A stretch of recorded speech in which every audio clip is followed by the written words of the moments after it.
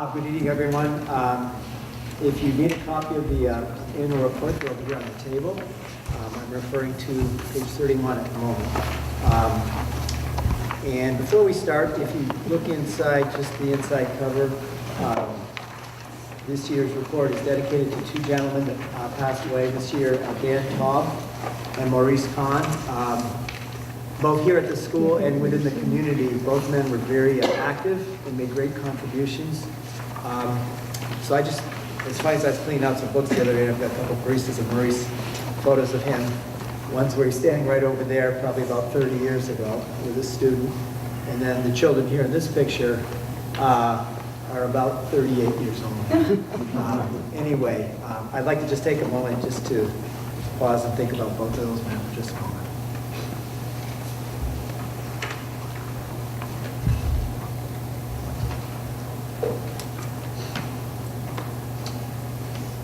Thank you. Lori, normally we begin by having you read through the warning, if you don't mind. Warning for the annual village meeting. The legal voters of the Village of North Bennington in the town of Bennington and the state of Vermont are hereby notified and warned to meet at the Village School of North Bennington in said village on Tuesday, March 19th, 2019 at 7:30 in the afternoon to transact the following business. Number one, to hear and dispose of the reports of the village officers for the year. Number two, to see what sum the village will vote to cover appropriations made at this meeting and for the current and incidental expenses, or authorize the trustees to borrow the necessary funds for that purpose. Authorize the trustees to spend unanticipated revenue and also authorize the trustees to set the tax rate upon completion of the grand list. 3, to elect a moderator, clerk, treasurer, collector of taxes, and 3 auditors for the ensuing year, and 1 trustee for 2 years. Number 4, shall the Village of North Bennington appropriate one-time funding of $1,500 to Parent Recreations for the construction of a playground. Number 5, shall the Village of North Bennington appropriate funding of $500 to the North Bennington Outdoor Sculpture Show. Number 6, shall the Village of North Bennington appropriate funding of $1,000 to the North Bennington Roundtable Committee. Number 7, to discuss any other business found proper when met. Maureen Elwell, Village of North Bennington, January 2019. Thank you, Lori. Okay, traditionally what we'll do is, if you look within the table of contents, all the different reports are listed here. If you have any questions, you direct them to someone here that can answer those questions if they're present. We do have representatives from some of the outside agencies that are asking requests, etc. If you have questions, though, about, let's say, a late parenting, let's wait until they come to do their presentation and they answer your question during their presentation. Okay, so if there are any questions about the village reports, we'll open the floor to that now.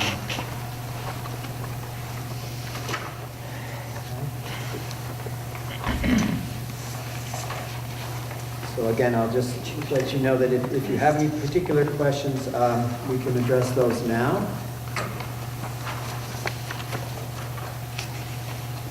Okay, and then I'll do it a third time if you have any particular questions. If not, I'll entertain a motion to accept the reports as presented. So moved. Okay. Is there a second? Second. Second. Okay, is there any other discussion? Okay, if not, all those in favor of approving the reports as presented, say aye. Aye. Those opposed? Okay. The second item is basically about the funding. If you look towards the front of the report, you'll see the detailed numbers presented to you there. And Mary's here, she could, or the board, can answer any of the questions you may have about that.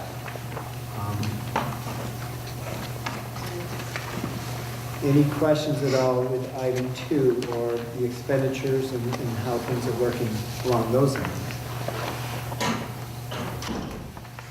Okay. Once again, any questions or comments regarding item 2, basically the financial situation? Okay. If there are no real questions or concerns, I'll entertain a motion to approve item number 2. If we could, I think, John, you want to say something? I think if we could just have our treasurer just give a general overview of the financials for this year. We do discuss this at length during our meetings, which are monthly, and everyone's obviously welcome to attend any of those that you care to, especially if you have any concerns of the village that you need to bring forward. That's a great opportunity to let us know so that we can try and deal with it. But we have considered this budget carefully and obviously with an eye toward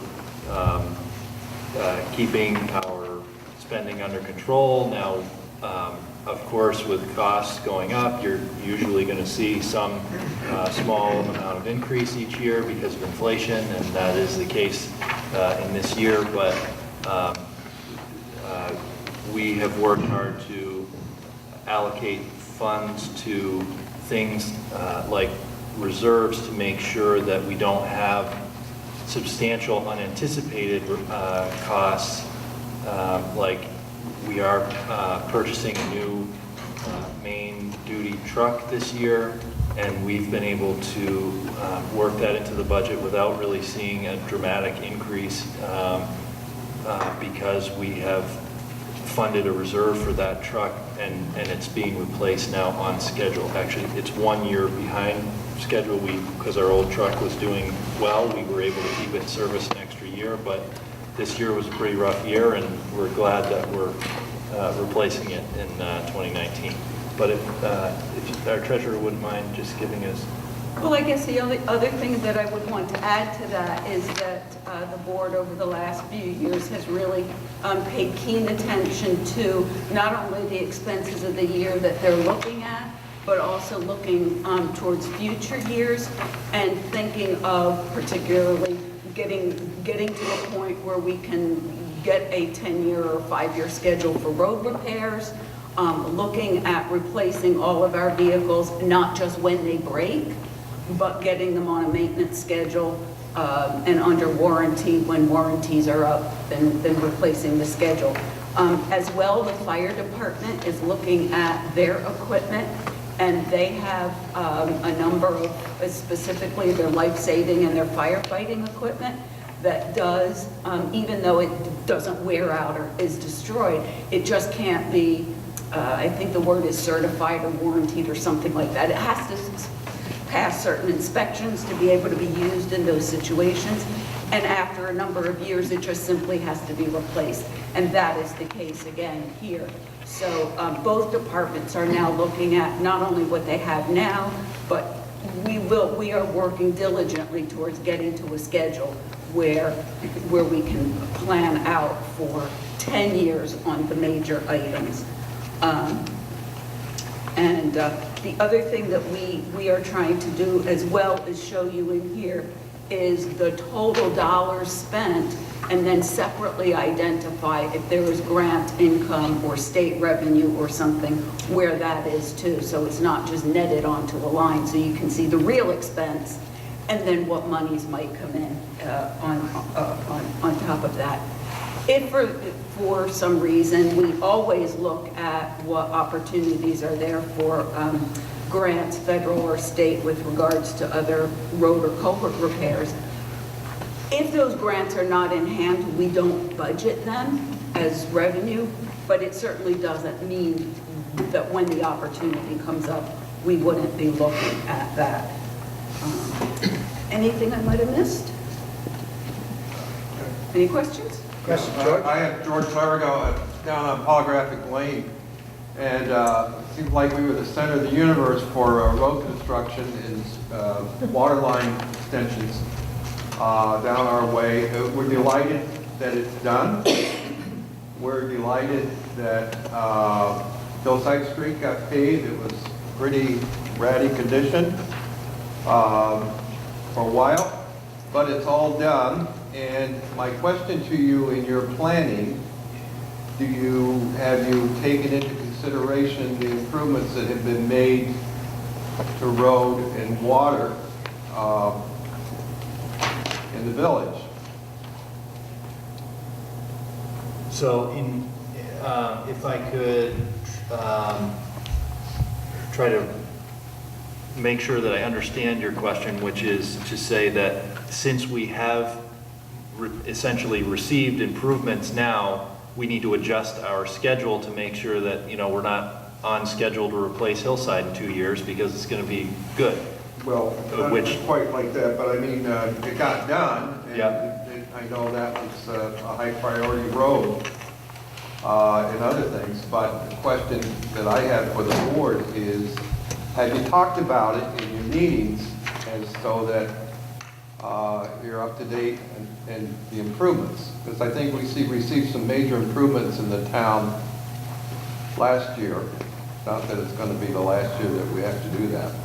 Yeah, no, I think I agree with you that we were we were unfortunate that we had to live with that construction for essentially the entire summer of last year, and there was significant inconvenience, and we recognize that, and thank you for your patience in getting through that. But the other side of it now we can see, we've got brand new pavement that the state just happened, that was not related to this water project, but the state had on schedule to repave basically the entire state road from Scary Lane all the way up through to the train tracks by the post office on the main road on Water Street in 67, however you want to call that, and then going out toward Variety. And that, now that it's done, is very fortunate for us because that road is in good shape, and you can remember the serious potholes last year in Water Street. And so it gives us an opportunity to try to address a few side issues that were causing that deterioration so that hopefully they're going to last even longer this time. For instance, we hope to have addressed the issue of an undersized culvert just in between the hangar and Pangea. There had been some flooding there on and these were during major water events, one being July 4th 2 years ago, but that's been addressed by placing large diameter stone in that stream bed so that it won't wash down into the culvert and plug it up and fill it up. And that seems to be working pretty well. We have had some serious water, not to the same degree that flood event was, but we've had some pretty good flow going through there, and it's not coming down into the culvert like it used to, so that is a good improvement there. And I do outline some of I tried to put as much as I could remember into the report on page 11 and 12, just for your convenience. Eric? Yeah, I was just wondering if the Public Works or the roads folks, sorry, let me start over. First, thank you all for your prudent planning and your careful stewardship of the funds and the expenditures. And I was just wondering, in line with that, because you've been very careful to establish reserves and things like that, which are really smart moves. Have the roads or the Public Works people, as they thought about climate variability, now we're having extremes that people said only could happen in 100 years. Are they identifying anything that may need to be in a new reserve, whether it's because, speaking of culverts, we have new spots that didn't used to be low, but now they're low when we get lots of water, or increased pruning we need, or increased potholes that are breaking truck axles. I don't know all the possibilities. None of us really do. But have they been identifying any things that we all ought to be thinking about going forward, rather than have to pay for something in a big lump sum? So we certainly try to address those. It's limited, our ability to account for climate change is limited. I mean, our budget is only so much. However, I think the state is trying to help us to prepare for things like that. And one of the things that we're doing is a new program is that we actually have to get permitted every year that says that we are moving along in our plans to address all areas that are identified in this hydrological study, a map essentially of the village that has to be completed, and identifying all roads that are, I think they call it hydraulically connected. So if there's culverts going under, or if they're near a water way, we're actually pretty lucky in North Bennington, because the way that we're in a sense, I mean, there's, there is Lake Perrin sitting there, of course. However, because of all the impoundments going down Perrin Creek, there really isn't a lot of flooding happening there, because the flow doesn't go there. And the smaller streams are pretty specific as to where they are. And so we have identified all those areas, and will have addressed all undersized culverts and things like that within a couple of years. And it's not going to be at significant cost, because we just don't have the same kind of mileage, frankly. If you go to a town like our neighbor Shaftesbury, that just has miles and miles and miles of dirt roads with culverts that have streams going under them, those are towns that really have a long ways to go with this plan that the state has. And certainly, we're going to do our best to try to be available if there's an event for them, but that's a long-term project for them. For us, it's kind of a short-term project. We just have to improve a couple small areas, and we should be fine. One of those being, if you go down Overley Road to the train tracks, there's a little culvert that goes under there. The plan is to try to address that this year, and then, I think there may be one other area, but that's pretty much it. And we have the Park Street mud problem. There is absolutely, yes. That's a biggie. That is a biggie. Unfortunately, town meeting always falls in March, so we're always talking about the problem with mud. But that is, so part of the issue with that is just that there was a lot of water this year, and so that's just totally saturated, and there's not a lot you can do, but we do have to prepare for maybe that happening on a more frequent basis going forward, and look at what kind of material we can replace, because we do periodically put new material on top of the material that's there. Maybe we need to think about what type of material, but unfortunately, what happened when we ran into an issue like that with the construction going on there, we placed some larger stone material toward the side that was in front of Park McCullough, and that isn't really so great to drive over either. It kind of addresses the mud issue, but then it's like you're driving over rocks like this. So I'm not sure there's a great fix to that, but we'll certainly continue to look at what options we have there. I hope that this is an unusual year, and that we did actually get ditching on the uphill side as part of the water line extension, and hopefully that can, and a new, at least one, I think maybe 2 or possibly 3 new culverts going under as well. So the water comes down the hill, and hopefully if that's running over, we should be recovering from the mud quicker, I'm hoping. You can call me and complain if that I just doesn't have happen. one comment, that the new guy that's plowing the sidewalk, he's leaving a lot of snow on the sidewalk. Okay. Somebody mentioned it to me. All right, thank you very much. I can, we didn't, I'm trying to think, we had a lot of weather events this winter.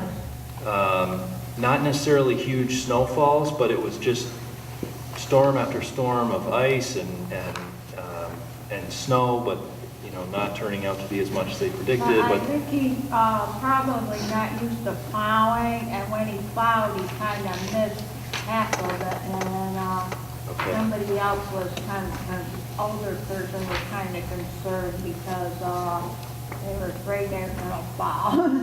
All right. Well, if there, I mean, certainly if anybody has a concern, especially a safety concern, call that day or call as soon as you can to the town garage so that we can have somebody come over and address that. We do have to hire out. When we have those storms, we have 2 full-time employees and they have to be in the trucks plowing the roads. Yeah. And so we do hire out to have the sidewalks done, especially if it's a school day. We try and get out early and get that salted so that, yeah. Okay, thank you. As long as you're talking about streets, I've lived on Susan Taylor for 18 years and I'm still driving through the same dips and dives up Royal Street. I think it's time that was brought to somebody's attention. They drive through it and plow, when they will repair the one area, first time they plow, it ends right up at the end of the cul-de-sac. Royal Street's been a road that we've had on our I think it needs to be dug up. a very long time, and then there was the water issue, and then there was the, Right. we're gonna dig up the road, and so now is, you know, I don't know how far up you are. I'm up on Susan Taylor, Oh, okay. but there's 2 spots, plus there's a whole new pothole at the end of Barton's driveway. So. But as you get down towards the highway, is where it's particularly bad, or? No. All the way through Oh, there? no, it's fine down there. Yeah, I think it's What about. did they do in April? It's halfway up. It's about starting, if you take the Water Street or 67 and Susan Taylor, it's about like halfway up, it starts getting really bad. And the surface is all torn up, but it's also, there's several dips and.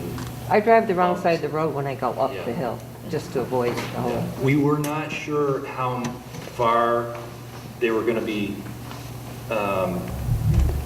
we weren't sure how much they were gonna be replacing as part of the water Oh, project. I so- understand that, but the but water's, It's That's a, time. it's time now. Right? While we're on streets and roads, when they put the line in from, actually from Susan Taylor area, that lane, down to Scary Lane to Barber at the end of our lane, they didn't really ditch properly, so now his road is washing out every time there's a big rain. I don't know that that's your problem. How do we deal with it? We looked at that, this was before the water project. There was some very bad washout that occurred as a result of, The drainage ditch there in the margin. well, yeah, it may have, the water was coming from the impoundment pond up on the top of Royal Street. And at the time, there was some discussion as to whether that,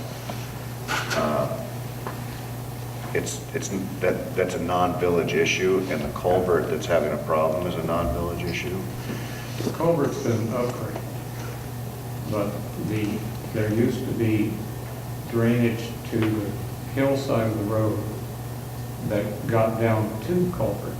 Now, the road has been, by the contractor, has been recontoured in such a way that Interesting. it actually just erodes the road rather than going down to the culvert. Norm and I met with Mr. Barber at the time that this was happening, looked at that situation, and we tried to get involved, the development people and the state regarding that impoundment pond and whether or not, and what needs to happen there. And I know we did do some work for him in getting that road put back into shape at the time, but if it's going to be a continuing thing, Yeah, it's washed out every big rain yeah. since they did. So if you're going up that road, you're just saying that the right side of that road doesn't have the capacity to get the water to, It's so it washing out overruns. the road it. instead of staying in the ditch. Yeah.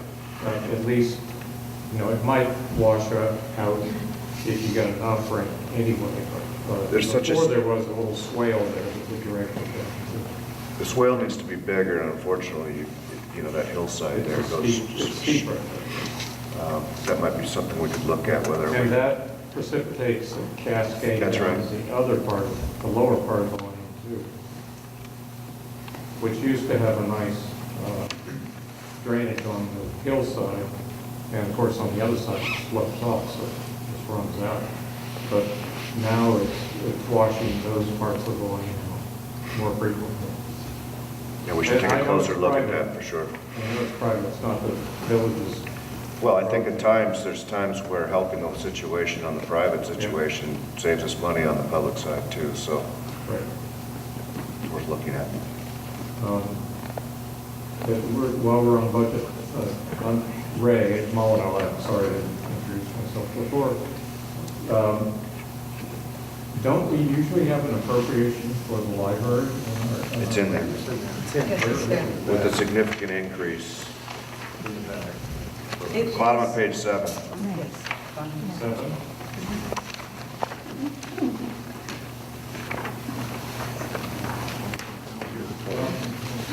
Oh, okay. Yeah, it's a single one. I was looking at the multiple. Thank you. Because I looked at their report and it said 25,000, so I couldn't see it. Thank you. Any other questions? Yeah, Jim Santangelo, School Street.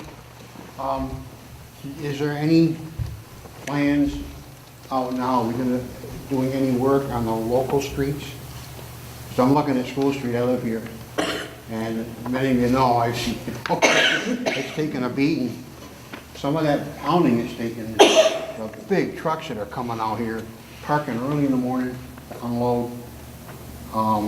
That's just one. But I'm just wondering, I mean, is that gonna, this street gonna be looked at this year? That's another one that's been on,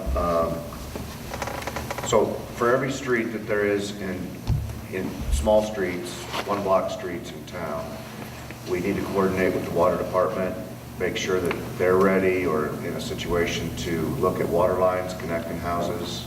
That's what we had to do to get the Church Street one done.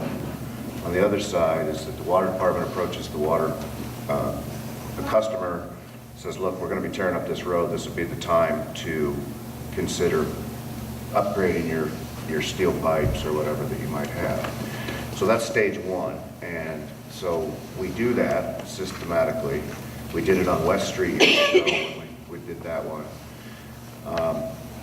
And I don't know where they're at on the School Street, but I know it's one we've spoken about for at least 4 years, because we always wanted to coordinate with, when they do that, we wanted, from the school side of things, we wanted our school board to consider contributing to a parking lot area here. And at the time, it was something we were going to do, I think even with Church Street, and I can't remember the particulars of why we didn't. But it's probably the worst street right now in town. And the problem is it's not just the street, it's the curbing, which is, you know, old modular cement jumps. And we did do the sidewalk there a while back, just as a stopgap years ago. But no, that would be a good discrete project to look at. It's not that long. Not only that, we've had the problem of probably being one of the narrowest streets. And not only do you get cars parked along this whole section during the day, and now you got a tractor trailer coming down through here, or the heavier delivery vehicles. And they're all coming down School Street to deliver. It's got to be the greatest shortcut in North Bennington, and I don't know why, because I can't get out here in the corner any faster. But that's at least the residents living here. No, I also think that we probably need to do some better enforcement of the no parking there, because it really is a no parking zone. I'm guilty. I mean, certainly at a night meeting, I'll park there, but that's one thing. There could be an out, you know, there could be a 6 to 6 where you just can't, you can drop off, but you can't leave your car kind of thing. There are signs. Signs here. out. I know, but the enforcement part is where we call the Bennington people and let them exercise some of our expense. Norton's been doing a real good job. But you know, when you gotta go down the side of the road and you're on somebody's yard and the potholes that have been developing, I've talked with him a little bit. He came and fixed them this year. But it's, you know, you fill a pothole, in 6 months, you're gonna have another one to fill in again in the same spot. Just the nature of the street. And it might be worth exploring a minor increase in width of that road when we do that. Whether that would be, if we're going to recurve the one side, move a little bit into the other side, or take a foot more on And on the other side, There was we did do a scoping study in 2013, I believe, which included most of the village center, including school, and that was identified as a priority street. What we were able to do by having that scoping study was to use that to justify a grant request, which went through on the project that was completed last year on for the sidewalk going up Upper Main Street. And so that is it's an option to apply, not to receive, but there's an option to apply for some type of a project like that where it would consider the width of the road as well as the sidewalk and the curbing and take the project as a whole, because as you're saying, you know, is just going through there and repaving going to solve the issue, or do we need to look at what's the function of the front of the school and how to make that work for the situation that we have? You know, how does the sidewalk play into the road there, and is there any way to, is it a place where it should be widened, or should it not, or should it be narrowed in some way so that you can't park? I mean, I don't know. There's different solutions to the problems, but it's usually better to address them through an engineered study that sort of suggests the. What's your timeline on that? Yeah, well, right, and you can't wait 10 years for that to go through. So those are the things you gotta try to balance. Is one, I want to try to do the most efficient thing, but if that takes 10 years to do, I mean, I think there was some serious frustration with the sidewalk project because we got a grant for that, and then by the time they allowed us to draw the money, then all the contractors told us that it was 20% more, and so then we had to ask for an additional funding, and then they said no, try back in 6 months, which is like, well, you awarded it before. I mean, we have done this street once before in the last 10 years where they put new culverts in and that, if you remember back. But that, I don't know how far I think that was just a resurface and a couple of new culverts in. on school, Yeah. yeah, it was a thing where we were connecting the drainage. We were separating out the, at the time, which was illegal, the roof drainage was going into the sewer system. Right. And so we had to split that out and run pipes down to West Street, get it down to the storm water. And that really was in the thinking at the time, was that needs to be done first, then we should get the road done, and the road hasn't been done. And right now, I can't think of a worse road. And I think it ought to be looked at. Hall Street. Yeah, Hall is bad, there's no question. The other big road nemesis that we're facing is Mechanic Street. And when you get down to road per use per, that road is used a lot more. Once again, we have a water line extension going on this coming year all the way up through there, then we'll know what to think about that. I'm going to certainly recommend to the board that we talk about the next meeting, how we could it's a discrete project, School Street. What is it? 1/10 of a mile, less. It's not a lot of paving. It's not going to solve all those problems, just paving it, but it's going to probably be a relatively inexpensive stopgap to a larger, broader study of sidewalks and one-way and, when we redesigned the school, when we did the school bond and tried to get all that parking to the other side, the hope was that everybody would drop off and do all their stuff over there. I think we knew at the time that wasn't gonna happen.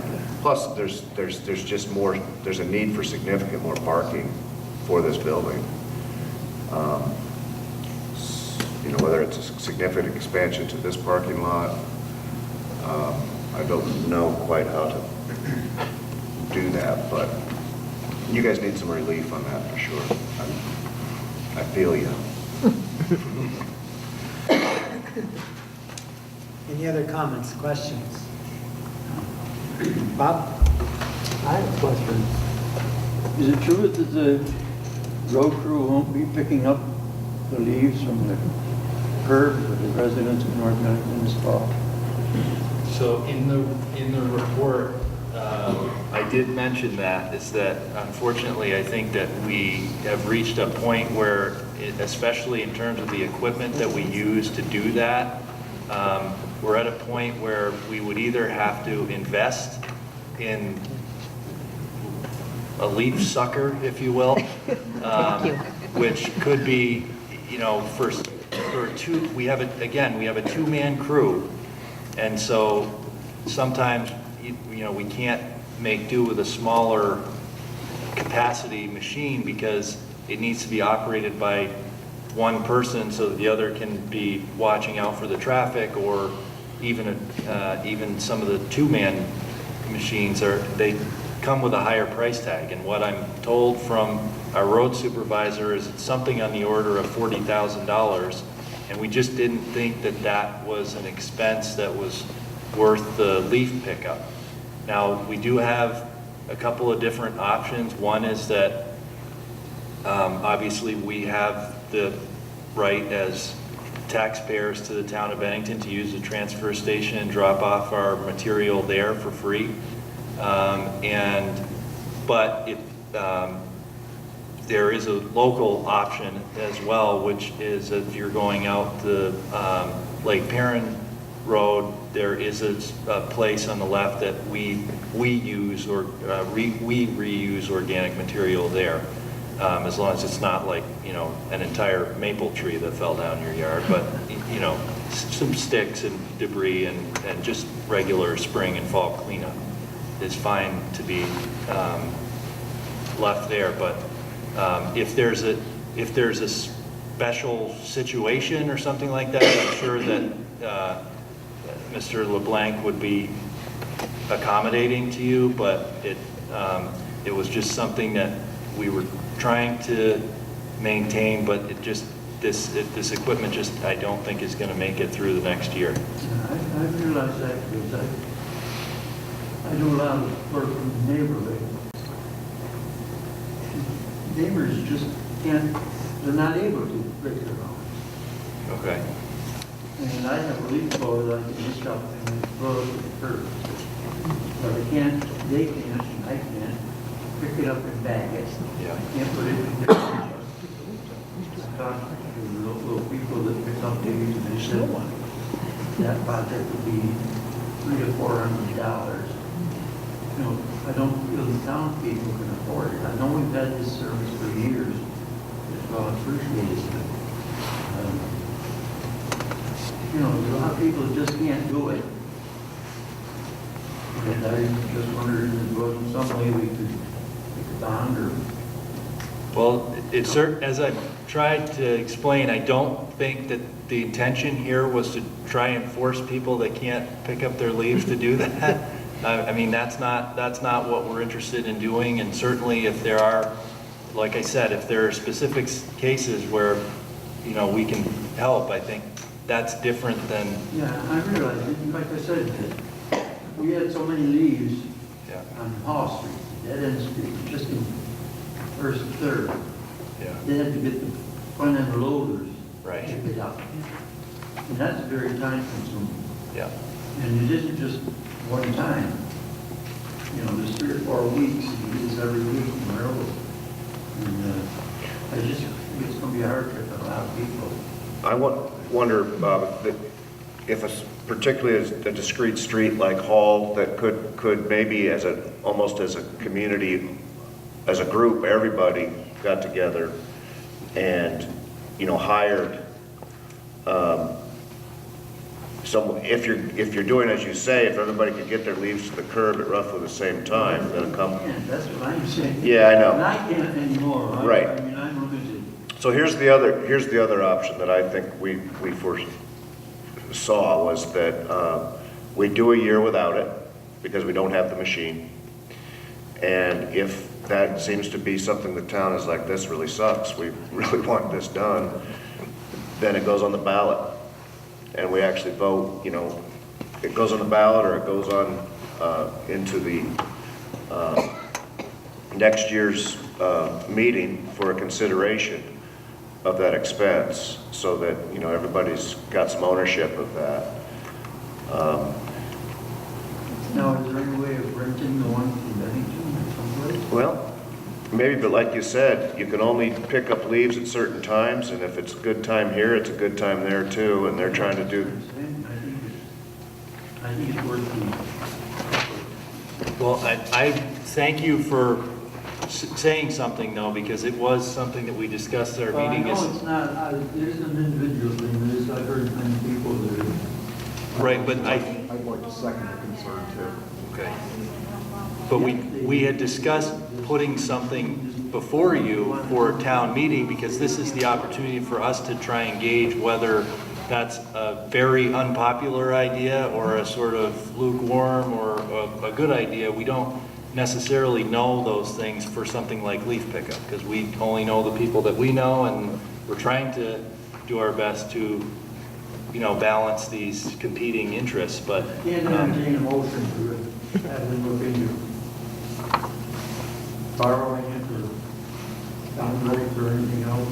Well, we can't make any action on that particularly tonight, but I think the board already would just do that. We'd look into some of our options, whether we could maybe purchase such a machine with another municipality. You know, we do a lot of sharing that way. Norm can get all those pegs for the sidewalk, those yellow monsters that tear up the grass and the lawns and everything that are oversized and not everything else, but he can get something to pull up the leaves. Well, I have two considerations of that. Is that one, that those types of machines are used year-round for a multitude of purposes. We're talking about $40,000 to $50,000 for something that's used for a 3-week period. I have been the biggest advocate. In fact, I fought this effort by our highway crew for the last 15 years to try to stop that. So I'm not convinced we should stop it, but I know for a fact we don't currently have the technology to continue to do it. And so it gets down to, well, we need to hear from people that, you know, it's worth $40 per every man, woman, and child in the town to provide that service. Then we. Well, I'm not sure about them picking up leaves, but you've got those big, huge things that do the sidewalk, and they're oversized, and they kind of tear up the sidewalk and the lawns and everything. These yellow things. Yep. Sidewalk board. Norm gets them, I guess. No, that was something we bought as a board, and it's designed to work on sidewalks that are ADA compliant. Not all sidewalks are. Some sidewalks have grown in a great deal, where their actual size is bigger than what it appears, and so if some sod is being torn up, it's on the sidewalk in many cases. In other cases, it's damage, and they usually try to fix that readily in the spring. Are there other questions, concerns? Thank you, Bob. I'd like to see keep this in mind, put on next year's ballot. All right, that's duly noted. To be down here. Okay. All right. Any other questions or concerns with item 2? Okay. If not, I'll entertain a motion to accept item 2. And seconded? Second. And seconded. Any more discussion? All those in favor of approving item 2, say aye. Aye. And opposed? Okay, on to item 3. I think if you look to the second page of your booklet, there are some names and faces. I think it might be helpful. So I'm not sure if everybody knows who everybody is here on the board. My name is John Ulrich. I'm currently the moderator. And if we just go down the line, that way they can connect a name with a face if they don't know all of you. Mary Rogers, treasurer, tax collector, delinquent tax collector. Lori Elwell, village clerk, village secretary. My name's John Lamson. I've been on the board since 2016, and last year I was appointed chair by the board. I took over for Matthew, who's now stepped into vice chair. So I'm the one that's supposed to field the bulk of the phone calls, so if you have issues, that's, I'm happy to answer. Tara Lowry, I'm a first year. I've only done this for 1 year now. I'm Erin McKinney, I'm a trustee. Matthew Patterson. Mark Boudreau. Okay, so if we look at item 3, we generally just go through as they're listed. The first is moderator, currently held by myself. The floor is open for any nominations. I'd like to nominate John Ulrich. Seconded. Are there any other nominations for moderator? Any other nominations? Move the nominations be closed. Okay. All those in favor say aye. Aye. Opposed? That was simple. Next one is the clerk. Currently, Lori is serving as clerk. We'll open the floor for clerk. Nominate Lori Elwell. There's a nomination for Lori. Is there a second? Second. Okay. Any other nominations for the office of the clerk? All yell at once. Move the nominations be closed. Okay. Movement to close the nominations. Is there a second? Okay. All those in favor of Lori as our clerk, say aye. Aye. And opposed? This is going as we expect. All right. Currently, Mary Rogers is our treasurer. And she has a second hat she wears here as well, but right now we'll just go under the title of treasurer. The floor is open for nominations for treasurer. I nominate Mary Rogers. Second. And a second. Any other nominations for the treasurer for the village? Any other nominations for treasurer? Make a motion, nominations cease. Okay, and nominations are, and is there a second? Second. And seconded. Okay. All those in favor of having Mary continue as treasurer, say aye. Aye. And opposed? Okay, and Mary's also collector of taxes. The floor is open for nominations. Mary Rogers. I'll second that. Okay, there's a nomination and a second. Are there any other nominations for collector of taxes? Any other nominations? Make a motion, nominations cease. Okay, and is there a second to close the nominations? Seconded. Okay, all those in favor of retaining Mary as our collector of taxes, say aye. Aye. And opposed? Okay, now this one, last year, we had no nominations for auditors, and John, you gave us a quick little civics lesson. We currently have no auditors. Could you refresh my memory as well? The reason why we don't have any auditors and that it's okay to proceed? Can you just give us that in a nutshell? So the role of auditor is to ensure that the finances are looked at by somebody other than just who the board's appointing and then approving. So it's not all kept just by the board, but that there's some citizen oversight. In our case, especially because we apply for federal grants and because we just think it advisable, are doing regular professional audits, which are available for inspection to the public. So this is not necessarily an essential role unless the public feels that it is essential, in which case, you know, we're perfectly able to appoint those positions. But just for your information, we have had a hard time getting off the ground with our audit, just because when you do that initially, you've got to get all the information into their system, and then once you've done it once, then you can do it on a regular basis. But we do have, again, one of those set-asides to make sure that we're doing a regular audit. We understand from Love Cody and Company, the main, the larger, or the, Bennington larger firm, auditing firm, is expecting to have that completed in the next week. But certainly even if there's some delay, it's, it's forthcoming and would be available for inspection for anybody at our next board meeting. And certainly that's what we'd be including in our annual report. And we had hoped to do it for this report, but the report went to, obviously in January, so we weren't able to do that this year. But that's our intention moving forward, is to have that on a regular basis. Probably not every year, but every other, or I think it's. I can't remember, Matt, I think knows. Do you remember what it's required? Is it every 3 or every other? I thought it was 5. Yeah, I think it's, At any I'm rate, it's a not regular sure. basis. I think there's a requirement, but we can make a decision to do it more often. It's 5 years, but it's mandatory if the treasurer changes. Oh, yeah. Okay. All right. That being said, are there any nominations for on that? Open the floor. Any nominations? So we'll just keep it vacant as it is. Now, currently, the trustee for up for election, it looks like Aaron, is that correct?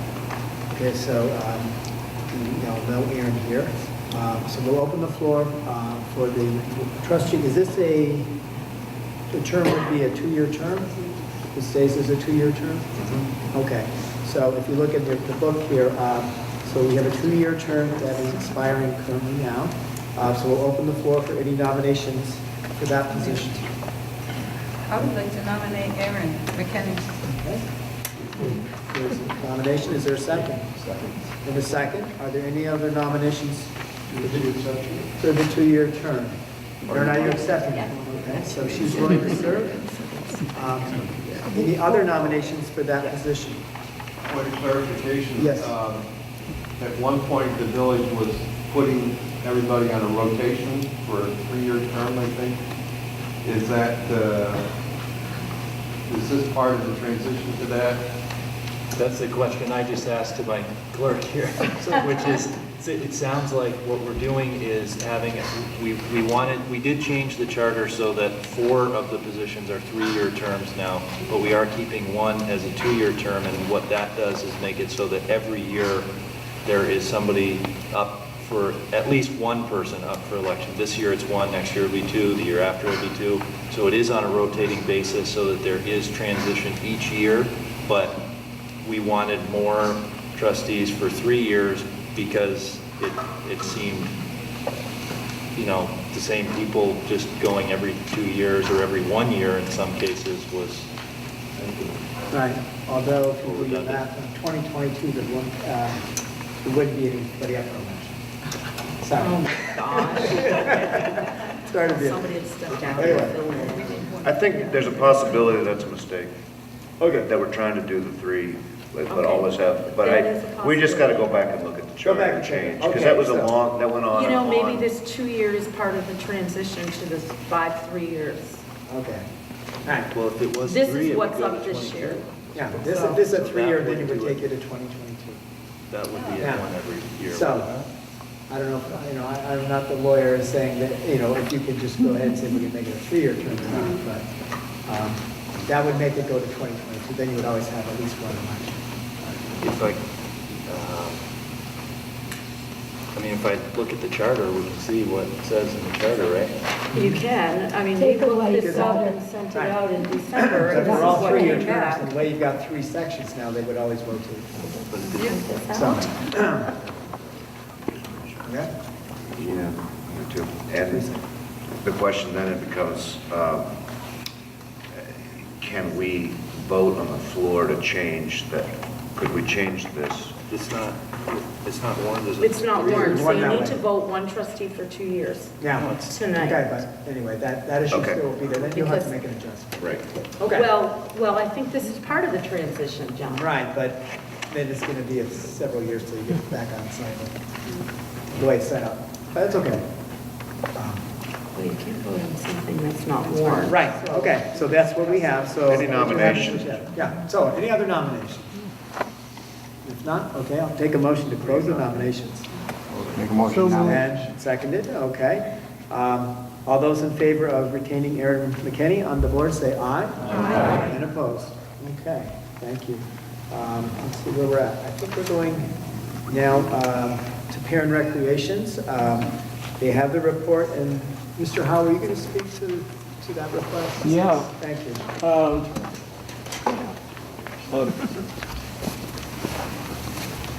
On this thing, page 22, 23, 24, and 25, you should read carefully. I'm sitting in for Alyssa Del Tufo, our Pied Piper for the parent recreations. I'll just, the reason we're all here is because, so I don't give speeches much, but when I have an opportunity. The reason we're all here is because of that creek out there. That's why this community was established, because of the creek and the subsequent 13 privileges, the privilege that were on that creek for the use of the power. And then the railroad wanted to go across the creek, so they made a lake out here. That's fairly recent. It's about a 35 acre lake. That's Lake Parent. And if you go up to the depot, there's a new map up there talking about the water basin, our water basin. And Jim Henderson made us a map, and he traced where the water comes into our creek. And it goes way, way, way up, up around the mountain tops and around. So if the rain drops on this side of the mountain, it comes this way. If it starts on the other side, it goes somewhere else. So the reason we're here is because of this creek. And what I would like to do, and we started about 1750 something, right? The Havilands came, but there were people here before, and we don't give them much, because we don't know who they are or where they were. But there's archaeology now going on, and there's digging in the area, Shasberry and other places, that shows that there was a lot of people, using this creek and, using its resources. So anyway, parent recreations.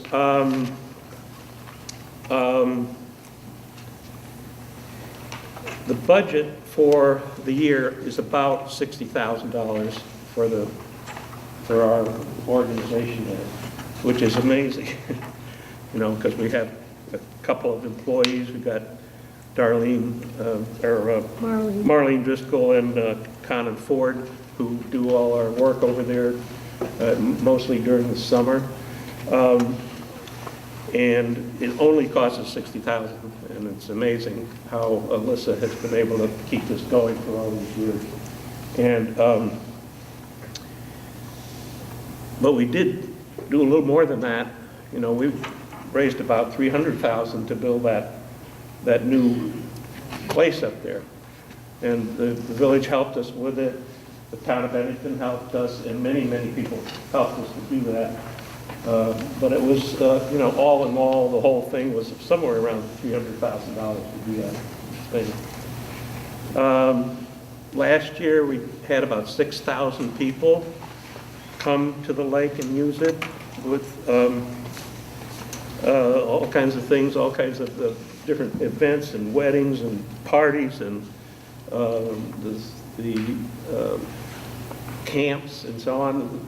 Last year the calendar was full of people doing things there, groups doing things there.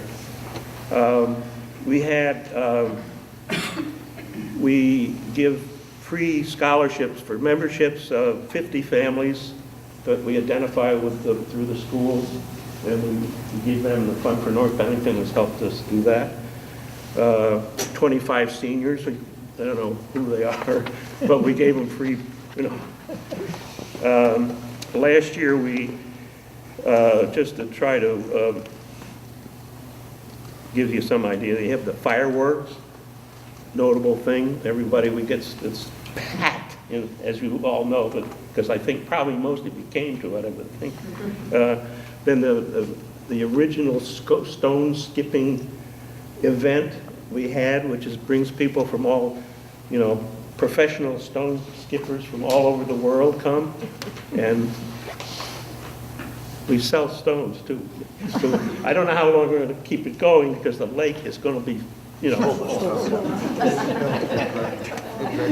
and this year, this winter, we had a fishing derby, which was amazing. I mean, we had to jump through all kinds of hoops with the environmental people and the, permits, and it was amazing. And, but they had it, and there was ice, and we had it too. And they got a lot of fish, and it was a lot of fun. And they gave some awards. Let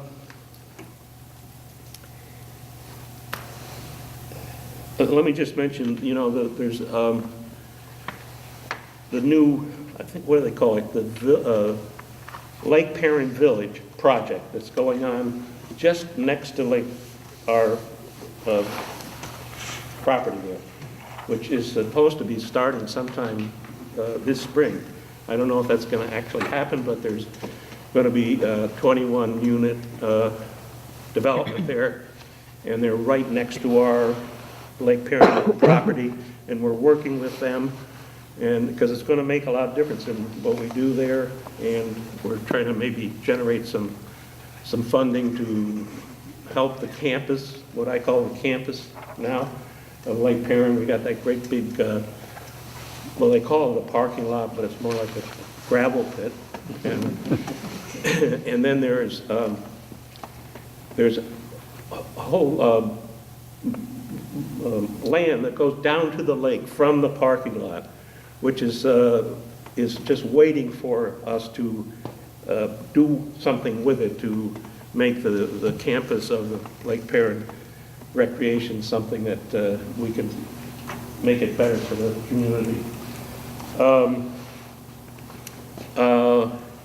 So it gets to this thing.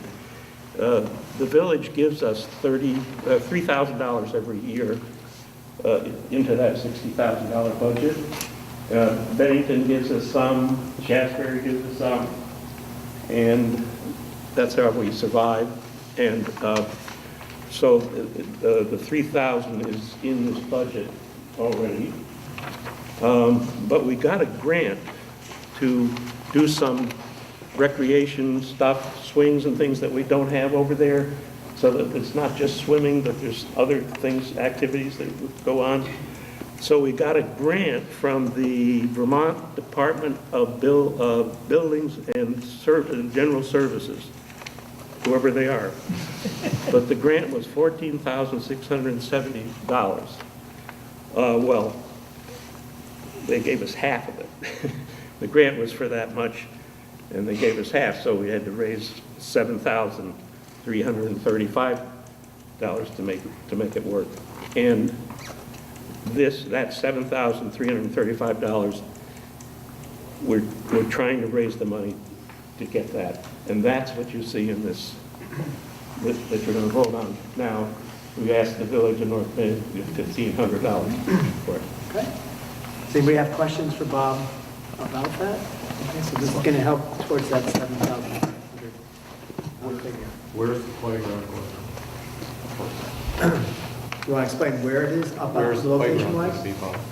Oh, if you know where the old, what we call the old pavilion, it's going to be right next to that. We're going to have to fill in some of the, and flatten it out, and it'll be right in there.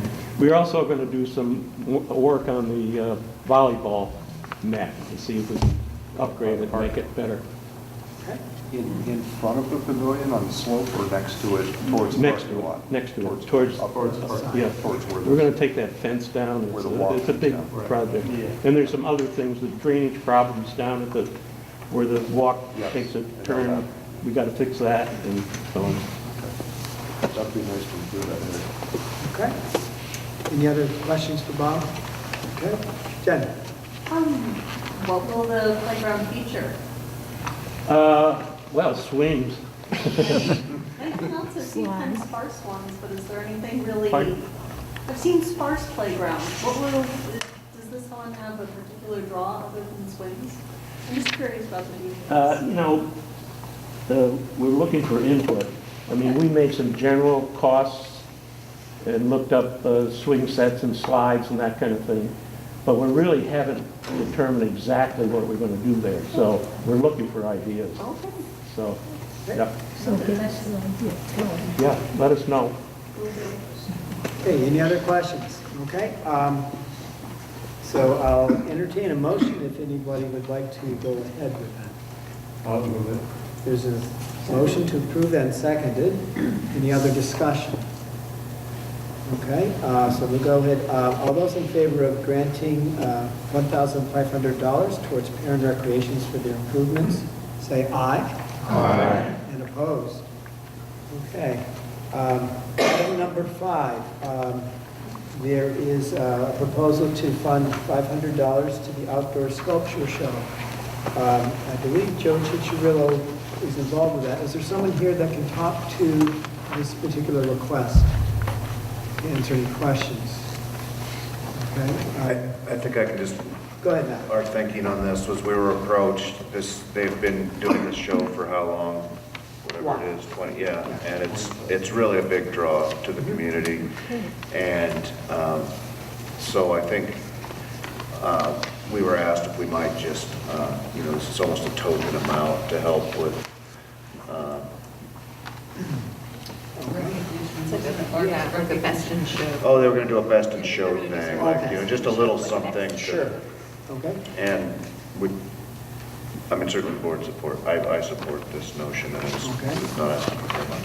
I have a question. Is it a one-time award, or is this going to be an annual? I think this is something that we would be looking at as an annual, as long as the, Right, so right now, it's worded as, this would be a one-time, and then you might include it into the budget next year? right, and that's kind of how we do it. We Okay. take something to the voters, and then if it looks like something we can, Then it will probably be a line item. A line item, okay. All right, any other questions? Right? We haven't done this before. Okay, so this, Matthew, is this the first time that this funding has happened? I don't think we've ever given the I don't fund the remember. sculpture. Okay.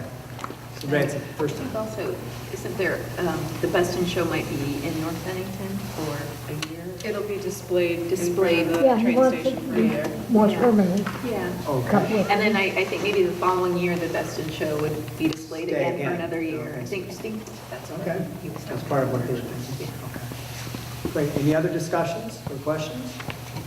Okay, if not, I'll entertain a motion. Motion, okay, and has it been seconded? Yes. It has been, okay, sorry. I'm getting forgetful here. All those in favor of approving the request on item 5, say aye. Aye. And opposed? Thank you. Item number 6, there is a proposal to have $1,000 towards the Bennington, North Bennington Round Table Committee. Is there someone here on that committee that can talk to its function? I know it's mentioned in the report earlier, but is there someone here from that committee that can talk to that? I mean, I've been to some of their meetings. Okay. They are, a collaborative group of interested citizens that want to organize events for the town and give back to the community. They did this past year the North Bennington Block Party, primarily based at Park McCullough, and I think they got something like 300 people coming through and had a lot of activity going on. Second year. And they're doing it again this upcoming year. They just talked about that at the last meeting. They are looking for some funds just so that they can continue moving forward in their plans. If I pull up my email real quick, I can look at what they are planning.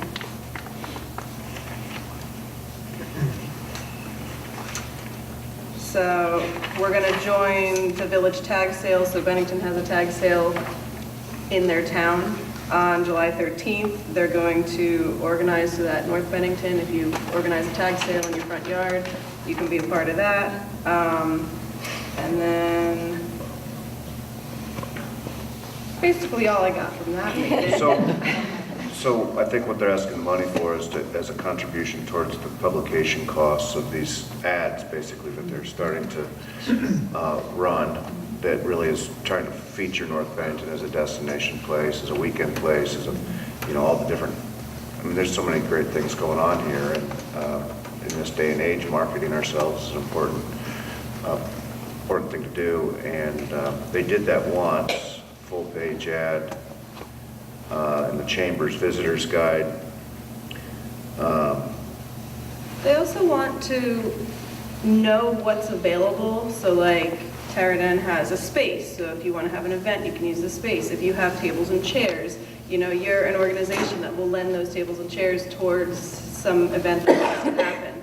So they want to be able to kind of know what resources everyone has and share those resources so that people aren't spending money to rent tables and chairs when they could just ask a neighbor. And that seems to be going pretty well. Are they a formal group because it doesn't have list any members in here in the report? There are, I believe, 30 members on the email list. I don't think everyone shows up to all the meetings, but we meet every second Thursday, usually in the left bank. If you're interested, I can certainly put you in touch. But if you guys have suggestions for things, events or activities that you'd like to see in the town, they are looking for ideas so that they can, further that progress. This started as an idea really of, different people have had, even some of the signage stuff that we're talking about with Churchirillo, it's kind of come out of early parts of this group about how can we direct people to where they're going. This was started by Sandra Maximin and Abby Martin, and they invited some people initially to come and talk ideas, but now it's very much anybody who wants to come on this. They moved the dates around some, but it's maybe 6 o'clock on Thursdays at the left bank. But anybody wants to get on that mailing list, let me know. Could somehow get you connected to all that. Any other? Jen? So I've been a pretty active member in this group, and so is the library. It's kind of in the same spirit of the town coming together during Winterfest, and how all of these kind of organizations and businesses and individuals get together to kind of put on events or coordinate resources and cooperate with each other that way. And the idea is, wow, Winterfest goes really well. Let's try a block party. Like, let's find reasons to get together, to be with your neighbors, to help sort of, I guess, market the town as a destination or as a good place to live, a good place to move. And the efficiency of the nonprofits and the different village institutions working together and sharing resources. And that's sort of what this came out of. And I think a lot of what they're asking is for some of the ads, some of the marketing, some of the material, like I think chicken for the block party, I think that's in with that. If you have questions, I'll be around too. Feel free to come see me. And I think it's the first Thursday of every month, 6 o'clock at the left bank. But I can help get you in touch with them. I can say, I think, a little bit about it too. I was one of the first people, the first meeting. I think that they were talking about looking at our North Bennington community. And one of the things about it was, can we connect with each other, everybody? We have these meetings and the people, all us people that do stuff and talk, but not everybody's included. And so the idea was to try to get everybody, and that's when they did the block party. We were trying to invite everybody to it, to meet each other. That's why we had that great big map, as you remember. And we had people pin where they are. So that was, the idea was to I mean, there's one aspect of the group that wants to do marketing for North Bennington. But I think the main thing, in my mind anyway, has to do with the community itself, trying to help each other and make the connections as a group in the community. And perhaps become some more self-aware of who we are as a community. We can market ourselves better if we know who we are. And, you know, this community is not the 30 people sitting here. We're a part of it, but there's a whole lot of other people of diverse backgrounds, and that we need to be more inclusive of all of it. And I think it's a grand aspiration, but I think things like the block party are showing that we can get more and more people engaged, and then they feel like they're more part of a community. So, any other questions or comments? Okay, I'll entertain a motion if anyone wishes to. I'll move that we There's a motion to support this cause. Is there a second? Second? Any more discussion? Okay, if not, all those in favor of approving item number 6, say aye. Aye. Those opposed? Okay, the last item is any other business. Is there anything of question? George? Yeah, I've been interested in getting train service to North Bennington, and thank you for taking such good care of the railroad station and improving it and keeping it watertight. We have a bus, not a train, that connects called the Vermont Shires bus.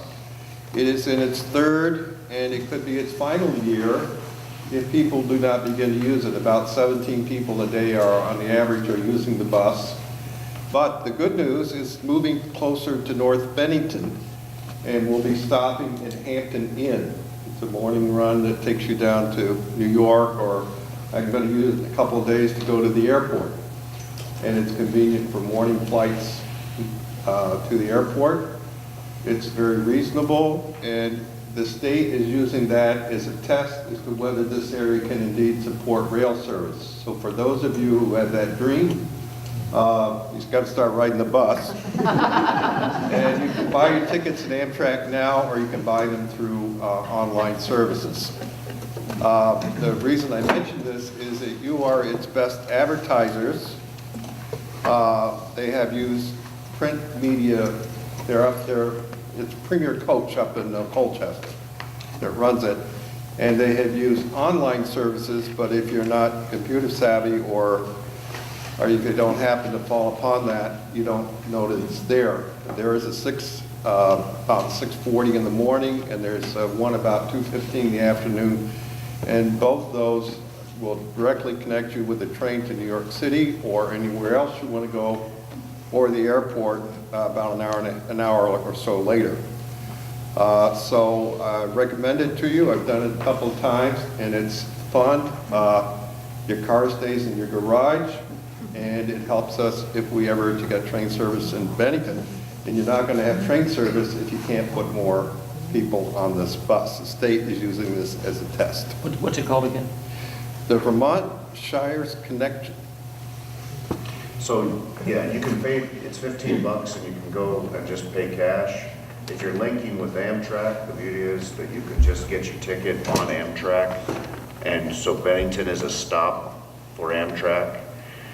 And it just adds a little bit to the ticket to New York. So it goes to the Greyhound bus station down there, it goes to the train station, then it goes to the airport, then it comes back. So if you're ever at the airport and need a $15 ride home, and your timing is right, it's a great, I'm putting my daughter on the 6:40 on Thursday to go down to DC. So. But it's stopping at the Hampton Inn. As of today, it's starting Hampton Inn and the Pleasant Street stop. It's getting rid of the stop at the station, the Bennington station, the old restaurant. And I think that's trying to connect to more Bennington College students and to North Bennington people to use it. And you could probably get away with parking at the Hampton Inn parking lot without any repercussion for a couple days if you were going away for.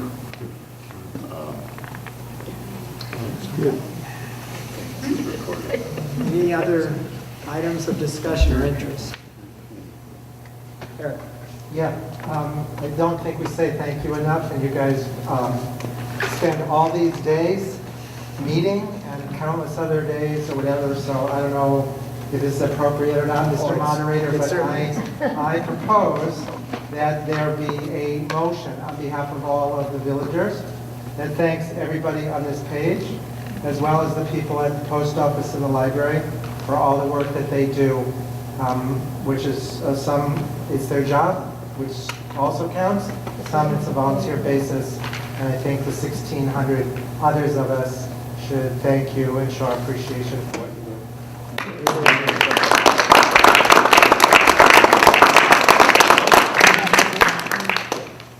Anything else? How about the budget? Can we vote the budget? That was item You 2. already did. Item 2. That was an item 2. Any other? Okay. Mary? I would like to, good evening. I would like to talk to you about climate action committees. In 2016, the Vermont legislature passed Act 174, which was a comprehensive climate survey. I'm usually loud enough. That comprehensive energy plan, part of the goals was a 40% reduction in greenhouse gas emissions below the 1990 standards by 2030, and an 80 to 95% reduction below the 1990 standards by 2050. Now, plans are one thing. Actions reaching those plans and achieving those goals requires information and action. And actions require compilation of a lot of good ideas and then collaboratively working to make those ideas come to fruition. So since this happened, there's been all around the state numerous grassroots energy and climate action committees have sprung up in various communities with the goal to help inform citizens and decision makers on how to achieve and advance cost-effective strategies to save energy and reduce waste. Last month, the citizens of Shaftesbury and the village of North Bennington agreed to form and collaborate on our own local energy committee.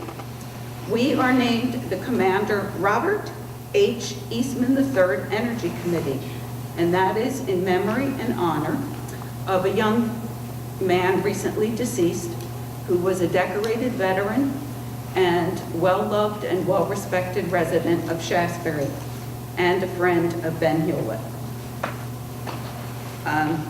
Again, we serve the communities of North Bennington and Shaftesbury. Our stated mission is to promote energy conservation, energy efficiency, the use of energy resources among our neighbors, businesses, and town municipal properties. We will serve as a source of information about available, renewable, and efficient energy methods and systems that are cost-effective, affordable investments. Through our activities, we will strive to meet the challenges of climate change by our commitment to the energy goals for our region and state. Our members include Bob Cosentino, Andrea Bacchi, Bill Christian, Ben Hewlett, B. Manita, Lynn and Pete Sternberg, Mark Bedreau, and myself. Bill Scully also helps with his huge knowledge, great guidance, and support. We welcome your assistance, whether it be by joining our committee, providing us with good ideas, or perhaps eventually, as we have informational meetings, assisting us with those. We do have some materials on the back table there, and 3 gentlemen waiting with huge amounts of knowledge and great passion for this subject.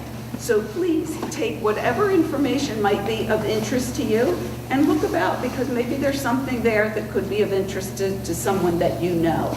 All of these are things to help promote efficiency, energy usage, etc.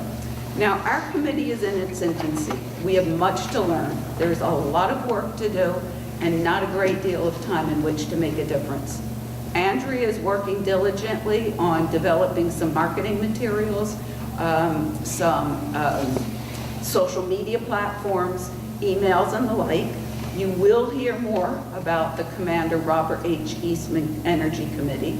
And when you do, we just ask that you help us help our neighbors. Thank you.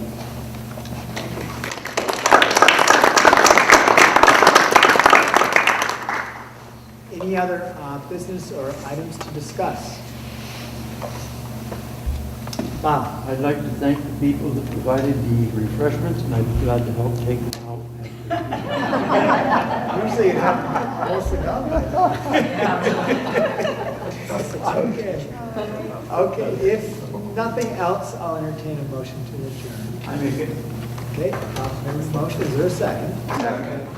All those in favor say aye. Aye. Opposed? Thank you very much. Thank you. Thank you all. Oh, this meeting is upon us.